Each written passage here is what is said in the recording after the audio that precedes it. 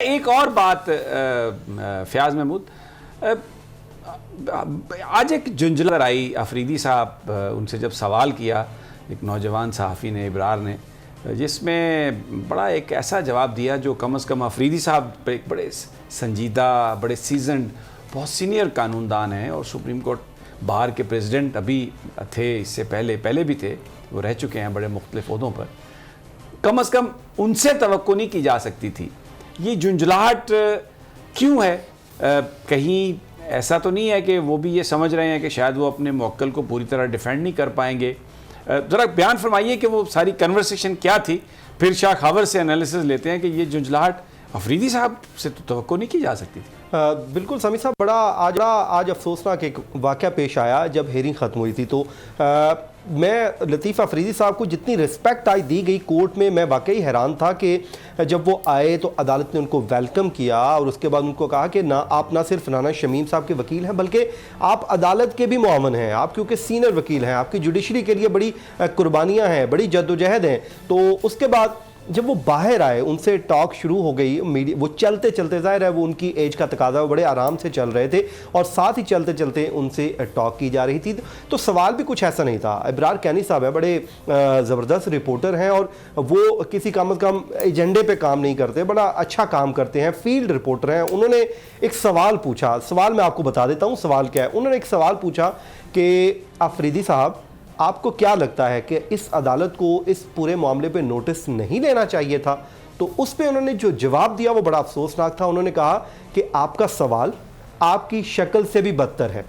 اور یہ وہ جواب دے کر وہاں سے چلتے بنے، اور اس کے بعد انہوں نے کہا کہ میری گاڑی کدھر ہے۔ جھنجھلاہٹ کی وجہ میں آپ کو بتا دیتا ہوں تھوڑی سی، جو مجھے فیلنگ آئی۔ ایک تو جب وہ بار بار عدالت سے کہہ رہے تھے کہ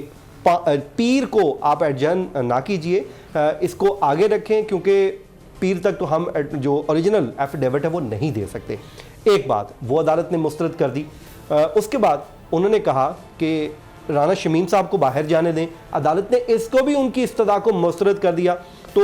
مجھے یہ لگا کہ ان کو شاید غصہ تھا کہ جو وہ اپنے قد کاٹ کا فائدہ اٹھاتے ہوئے جو ریلیف لینا چاہتے تھے، شاید ان کو ریلیف نہیں ملا، اور وہی باتیں ان کے دل میں رہیں، اور انہوں نے آ کے ایک رپورٹ، جو بات بھی ہو، جو بھی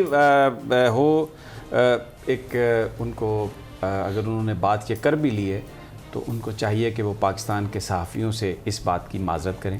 اس بات کی معافی مانگیں، اور جو سپریم کورٹ، ہماری جو کورٹ وہاں پر جو رپورٹرز کی جو ایسوسیشن ہے، ان کو چاہیے کہ وہ باضابطہ طور پر لطیف آفریدی صاحب سے یہ مطالبہ کریں کہ آپ ایک بہت سینئر آدمی ہیں، اور آپ اگر یہ بات کرتے ہیں کہ اگر آپ یہ کہتے ہیں کہ آپ کا سوال آپ کی شکل سے بھی بدتر ہے،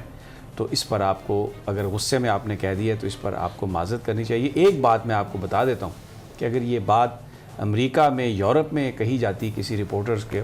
تو یہ ایک اتنا زیادہ یہ ہیٹ سپیچ یا ایک اتنی ڈیروگیٹری اور ڈسکریمنیٹری لینگویج ہے کہ وہ وکیل صاحب کی جو انشورنس ہے نا، وہ مجھے لگتا ہے کہ جو ساری زندگی کی کمائی تھی ان کی، وہ اس بندے کو دے دیتے، پھر بھی ان کی جان نہ چھوٹتی۔ رپورٹرز ایسوسیشن جو ہے سپریم کورٹ کی، اور جو اسلام آباد ہائی کورٹ کی جو رپورٹرز ایسوسیشن ہے، ان پر یہ فرض بنتا ہے کہ وہ لطیف آفریدی صاحب کو باضابطہ طور پر یہ کہیں کہ آپ اپنے ان ریمارکس کی معذرت کریں، اس کی معافی مانگیں، کیونکہ پاکستان کا آئین اور قانون بالکل اس بات کی اجازت نہیں دیتا، اور یہ تو بہت ہی ڈسکریمنیٹری ہے۔ شاہ خاور، یہ ڈسکریمنیٹری ہے؟ بالکل بالکل، یہ درست بات ہے۔ دیکھیں، لطیف آفریدی صاحب جو ہیں وہ بڑے سینئر موسٹ وکیلوں میں سے ایک ہیں،